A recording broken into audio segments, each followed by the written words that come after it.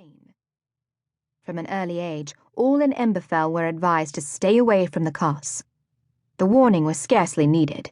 One look into the unforgiving blackness sent unwary travellers scurrying. Most in Emberfell saw the carse as a blight to be endured. Aon saw it as something else. A remedy. Clutching a long, unlit candle in her sweaty hand, she inched forward. Her toes just grazed the black border. A tingly mix of excitement and fear buzzed through her. The terrifying thrill of standing at the edge of a cliff, the dizziness of climbing the tallest hill, and the pain of a deep wound that felt like it could never be healed, all wrestled inside her. And eagerness. Aon also felt eager.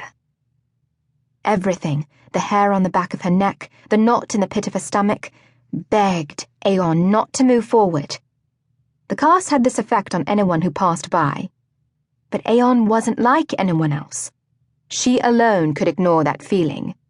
She lit the candle and walked cautiously onto the black ground beyond. 1, 2, 3.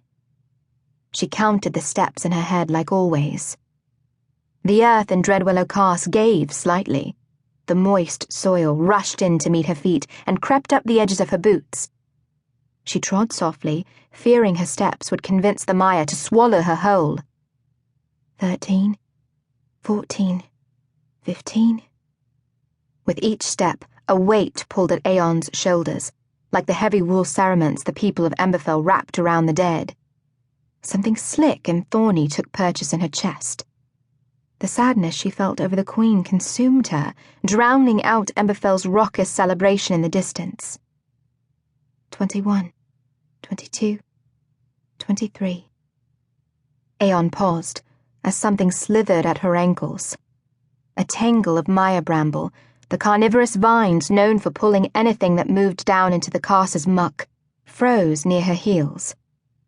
She pressed her tongue against the back of her teeth impatiently. When she refused to move, the vines slid off in search of other prey. Aon continued. 24, 25, 26. The farthest she'd ever gone before was 32 steps. But today, she needed to go farther. She needed to. Today is the day, she promised herself as she had so many times before. Today, I learn what really happened to Mother. A hint of something rank, spoiled milk maybe, hung in the air. Dreadwillow trees lined the path, their branches with teardrop-shaped leaves drooping under the burden of festering black moss. They brushed Aon's shoulders as she passed beneath. Each touch sapped her of hope and convinced her she'd never leave. What a change it was to shrug off the burden of joy. At home, she had all the food she could ever want, comforts that would be lavish and shameful were they not afforded to everyone in the land. Every monarch had seen to it that the people wanted for nothing and suffered no indignities. Yet it was here, giving in to her worry and sorrow, where Aon felt less broken. No one would understand her sadness. She could not understand their glee.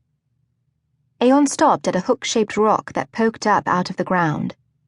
In all her previous visits to the carse, she'd never gone farther than this. She'd never been able to.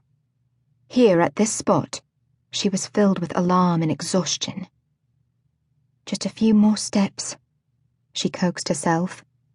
But her legs failed to obey. Resigned, Aon closed her eyes and listened. After several moments of silence, she heard it.